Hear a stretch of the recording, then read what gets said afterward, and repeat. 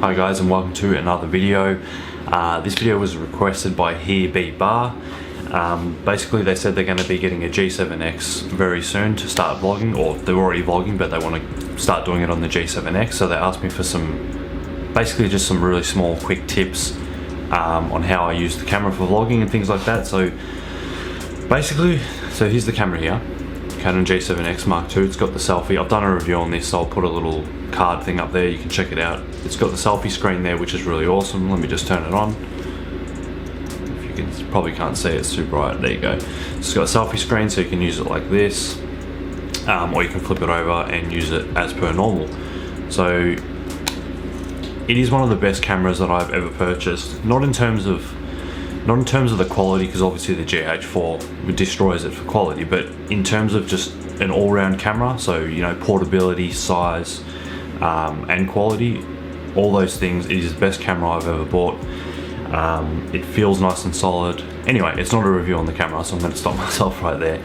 Basically, when I first got the camera, I tried shooting it in manual when I was vlogging, but obviously you don't want to do that because when you're vlogging, you don't have time to set up shots and then do your thing. You know, you're walking from probably dark rooms to light rooms, and if you're in a dark room and you've got your exposure set for that room, as soon as you walk out of the room, it's just going to blow out everything, and you're not going to have time to adjust all the settings really quickly. So vlogging is something you need to just have your camera ready to just bang out the shot and get it right there and then. So the next thing that I did after trying manual, I thought I would try shutter priority, and I had that on 1/50. So the reason I did that is because obviously that's the cinematic rule, is you double your frame rate. So here in Australia, our standard frame rate is 25 frames per second. That's like the cinematic standard.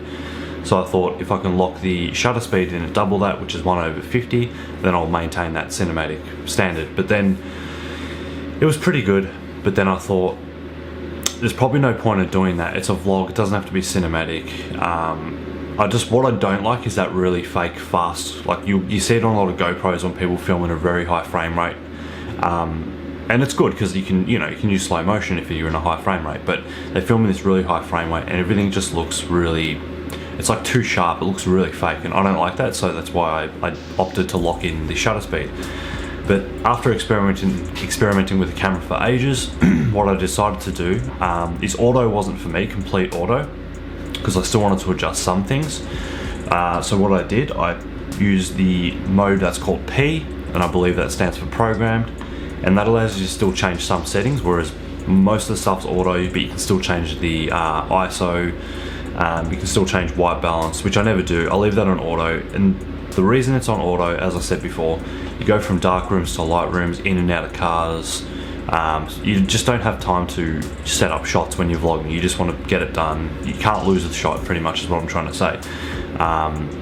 Especially if it's something that just happens that you just happen to have the camera out for, you can't reshoot, then obviously that's why you want to run the camera in auto for the majority of the time. The only time I'll use any of the other settings on the camera or manual is if I've got time to set up a shot, like it might be a time lapse or something else completely different for the vlog, something I can spend some time on. If you watch my 50th vlog, which was called Get Me My Damn Popcorn, I'll put a link up there if I remember.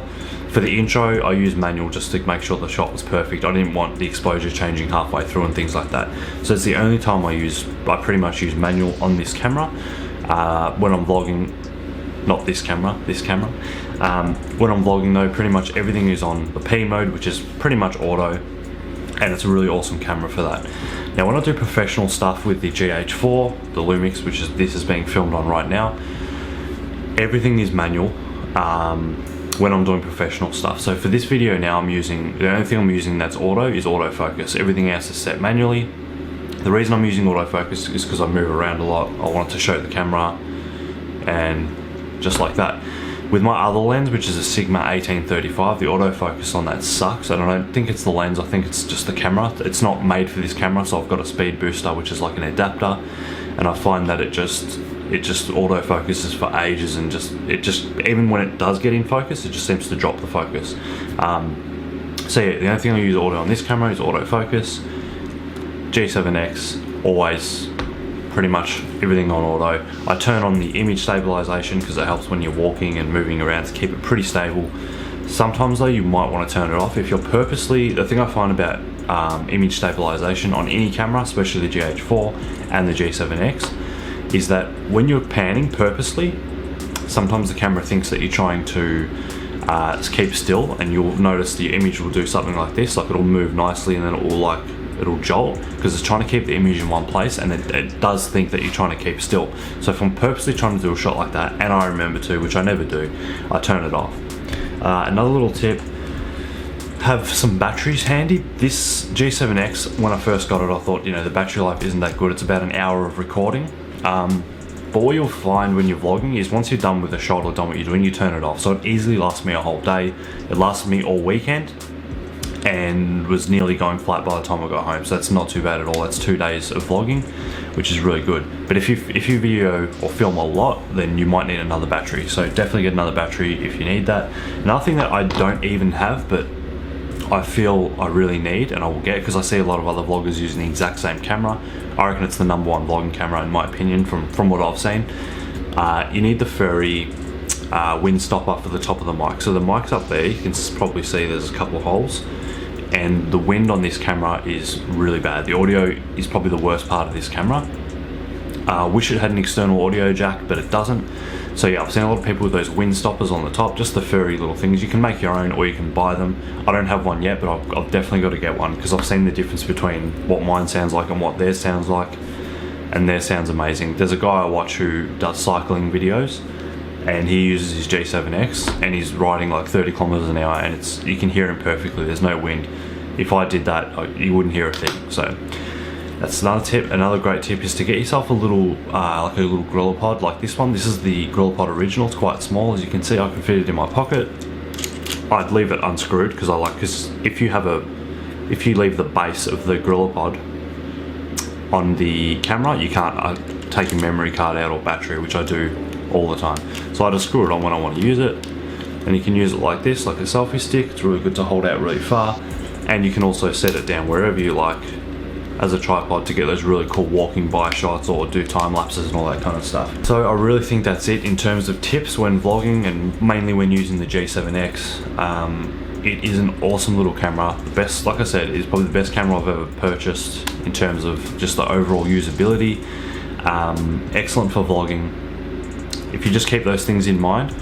Me coming from a background with videography, it was really hard to put a camera on manual, but it was really hard to put a camera on auto.